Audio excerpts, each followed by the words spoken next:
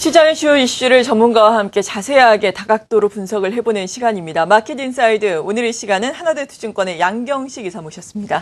안녕하세요. 네, 안녕하십니까. 네, 먼저 오늘 오전에 또 유로존에서 긍정적인 소식이 들려왔습니다. 그리스에 그렇습니다. 대해서 합의안에 또 합의를 했다라는 소식인데요. 어떻게 보셨나요? 일단은 그리스 문제 같은 경우는 사실은 시기의 문제였지 가부의 문제는 아니었던 것 같습니다. 그래서 시장이 오늘 기술적인 반등으로 대응을 하고 있습니다만은 그 탄력이 계속적으로 이어지기는 좀 쉽지가 않아 보인다 이렇게 생각을 하고 있고요.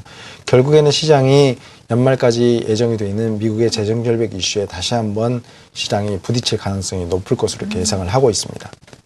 네, 재정 절벽 이슈에 다시금 부딪힐 것이다라고 말씀해 주셨습니다. 사실 11월도 특히나 초순에는 재정 절벽에 대한 우려감이 상당히 심화됐었습니다. 지금은 좀 어느 정도 이 우려감이 완화되고 또 소비 시즌에 대한 기대감도 형성이 되면서 조금이나마 시장이 반등에 나서주고 있는데요. 이 재정 절벽 이슈로 인해서 그렇다면 박스권 정도를 예상을 하시는 건가요? 자세하게 말씀을 해주시죠. 그렇습니다. 12월 전체적으로 보면 저희가 보기에는 아직까지 방향성을 잡기 좀 쉽지가 않은 시간이다 이렇게 판단을 하고 있습니다. 가장 중요한 불확실성 두 가지가 그리스의 문제하고 그다음에 또 하나는 미국의 재정 절벽 이슈인데 그리스 문제는 저희가 판단하기에도 가부의 문제가 아니었습니다. 그리스에게 구제금을 주지 않는다는 문제라기보다는 언제 주느냐가 문제였는데 이제 오늘 극적으로 타결이 됐고요. 그에 따라서 그리스 문제는 일단 수면 아래로 내려갔기 때문에 유로존 문제는 이제 그리스의 다음에 있는 스페인하고 이탈리아 문제로 넘어갈 가능성이 있다고 보여지는데 당분간은 소강면에 접어든다고 봐야 될 것 같습니다. 근데 문제는 12월 중에 주가를 끌어내릴 수 있는 가장 큰 변수는 재정 절벽이라고 볼 수가 있겠습니다. 재정 절벽이 타결이 되지 않는 상황에서 내년을 맞게 되는 상황이 오면 아마도 시장이 굉장히 심리가 위축이 될 가능성이 높고요. 그에 따라서 비관적인 글로벌 경제의 전망들이 급격하게 증가하면서 시장 전체가 상당히 아래쪽으로 방향을 잡을 가능성이 높기 때문에 그렇습니다. 근데 최근 들어서 지금 현재 블랙 프라이데이 결과도 그렇게 나쁘지 않았고 그다음에 재정 절벽과 관련된 협상도 지금 현재로 보면 약간 순조롭게 진행되는 듯한 모습을 보이고 있기 때문에 시장에서는 여전히 기대감은 높아 보인다는 판단을 하고 있습니다. 네, 그렇죠. 기대감은 높지만 그래도 이것이 발목을 잡을 것이다라는 의견이신데요. 그래도 전반적으로 보자면 앞서서 그리스도 시간의 문제였다라고 평가를 해주셨듯이 재정 절벽도 뭐 현실화되기는 힘들다라는 의견이 지금 우세한 걸로 알고 있는데요. 그 과정이 어떻게 될까요? 그렇습니다. 현실화되지는 않을 것이라고 저희도 판단을 하고 있는데 얼마만큼의 진통을 겪고 재정 절벽의 이슈가 넘어가는지 그게 시장에서 가장 큰 관심이라고 보고 있습니다. 일단 출발은 나쁘지 않았다고 아까도 말씀을 드렸는데 오바마 대통령이 재선에 성공하면서 일단 기존 정부에 대한 신뢰감이 좀 회복이 됐다고 볼 수가 있겠고 그에 따라서 극단적인 선택 가능성은 그렇게 높아지지는 않은 것 같습니다. 그리고 첫 번째 미팅에서 의회의 미팅에서 공화당의 반응이 그렇게 나쁘지 않았기 때문에 일부 기대감들이 조기 타결의 가능성으로 기대감이 모아지기도 했던 모습이 있고요. 그다음에 이번 주 28일 날의 경우에 오바마 대통령이 미국 주요 CEO들하고의 미팅을 통해서 재정 절벽과 관련된 이슈를 다시 한번 협의를 하게 됩니다. 그래서 시장은 다시 한번 재정 절벽에 대한 이슈에 초점이 맞춰질 거라고 보여지고 있는데요. 문제는 공화당과 민주당이 가지고 있는 견해가 너무 다르다는 점입니다. 너무 다르기 때문에 어느 일방이 전폭적으로 양보하지 않는 한은 재정 절벽이 급격하게 타결되기가 쉽지가 않다는 점에서 보면 단기적으로 변동성 가능성은 여전히 남아있다고 봐야 될 것 같습니다. 그래서 시기적으로도 지금 현재로 보면 연말까지 타결 가능성을 높게 보고 있지만 저희가 판단할 때는 내년도 3월까지 타결 가능성을 확장해 놓고 보시는 것이 맞을 것 같다 이렇게 보여집니다. 왜냐하면 공화당 입장에서도 이번에 대통령 선거에서 지기는 했습니다만은 48%의 지지를 이끌어낸 바가 있기 때문에 자기들의 지지층이 유리한 정책들을 쉽게 포기하기가 어려울 것이라고 판단을 하고 있고요. 그에 따른 밀고 당기는 협상 과정이 순조롭지만은 않을 것이다라는 것이 저희의 판단입니다. 그런 부분에서 바라보면 시장은 당분간 재정 절벽과 관련된 어떤 밴드 내에서 벗어나기가 쉽지가 않아 보인다.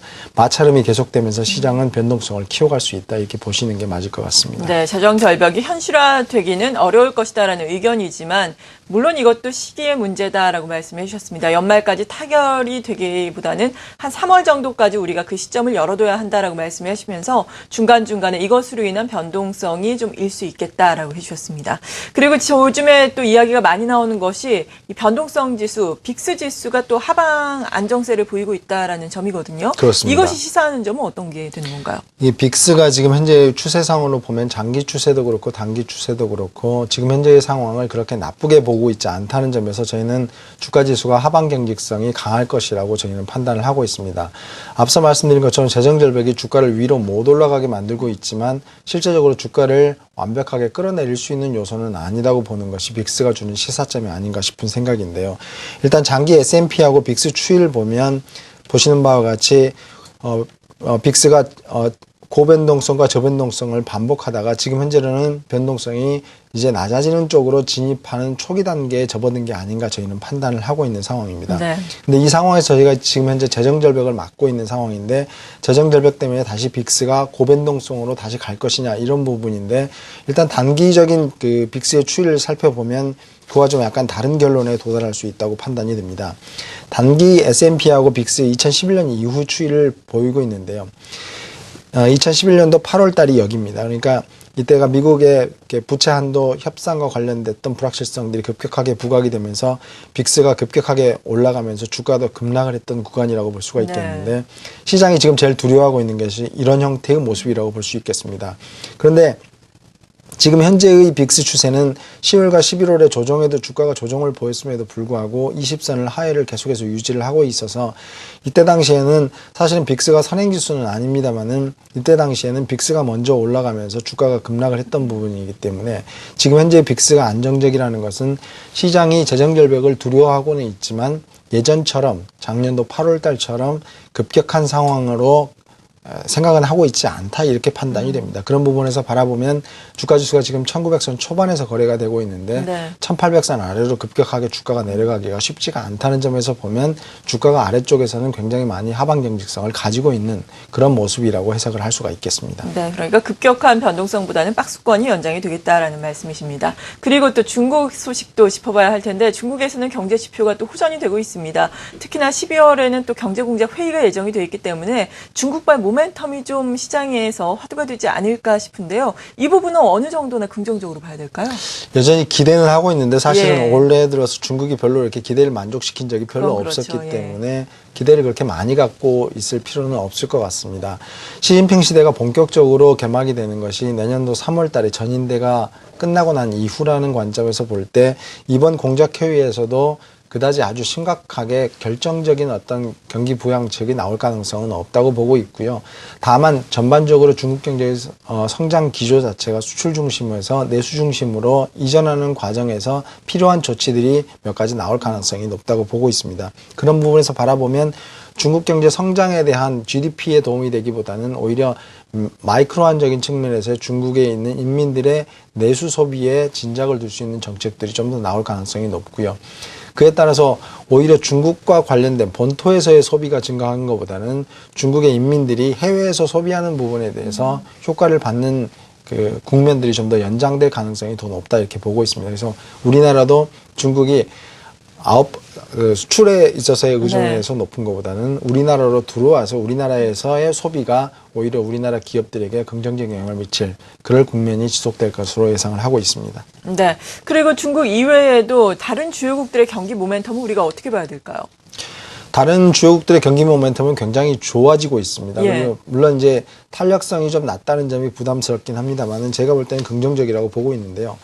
제가 장기 전망을 할 때 굉장히 많이 사용하는 그래프 중에 대표적인 그래프 중에 하나인데 지금 현재로 보시는 바와 같이 한국과 미국과 중국의 경기 선행지수 자체가 지금 현재 바닥권에서 점차 벗어나고 있는 모습을 확인하실 수가 있습니다. 특히 이게 중국의 경우에도 지금 점진적으로 지금 좋아지는 모습이고요. 미국도 마찬가지입니다. 근데 이 부분이 2013년도 상반기를 지나면 제가 보기에는 상당히 세 나라 모두가 위쪽으로 방향을 분명하게 잡을 수 있는 시점이 온다고 판단을 하고 있습니다. 그런 측면에서 보면 단기적으로는 여전히 펀더멘털 측면에서도 아직까지 믿음이 좀 덜한 부분이 있다고 볼 수가 있겠습니다만은 장기적으로 바라보면 펀더멘털의 개선이 보다 분명해질 수 있다는 점에서 보면 주가의 장기적인 흐름에 대해서는 긍정적인 것을 여전히 가지고 가실 필요가 있다는 것이 최근에 경기 선행지수에서 판단할 수 있는 팁이라고 볼 수가 있겠습니다. 네, 장기적으로 보기에는 긍정적이지만 여전히 주가는 하반 경직은 지켜지겠지만 아주 큰 폭의 상승은 어렵겠다라고 말씀해 주셨는데 이에 따라서 12월의 투자 전략은 어떻게 세워볼까요?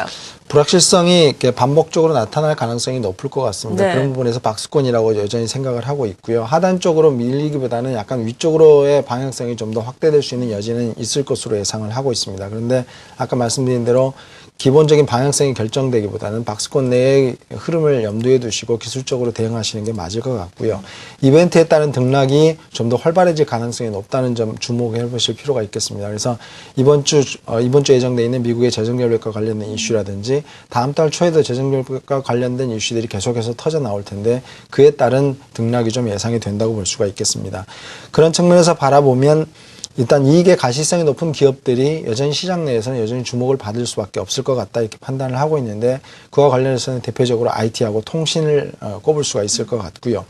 중국 모멘텀이 그나마 좀 완만하게라도 기대해 볼 만하다는 점에서 바라보면 중국의 소비 증가에 기댄 전략들도 여전히 유효할 것으로 보입니다. 그래서 여행이라든지 화장품 그다음에 오락과 같은 업종들은 여전히 시장 내에서 주목을 받을 것으로 예상을 하고 있습니다. 네, 이렇게 12월의 포트폴리오 전략까지 세워봤습니다. 하나대투증권의 양경식 이사였습니다. 감사합니다.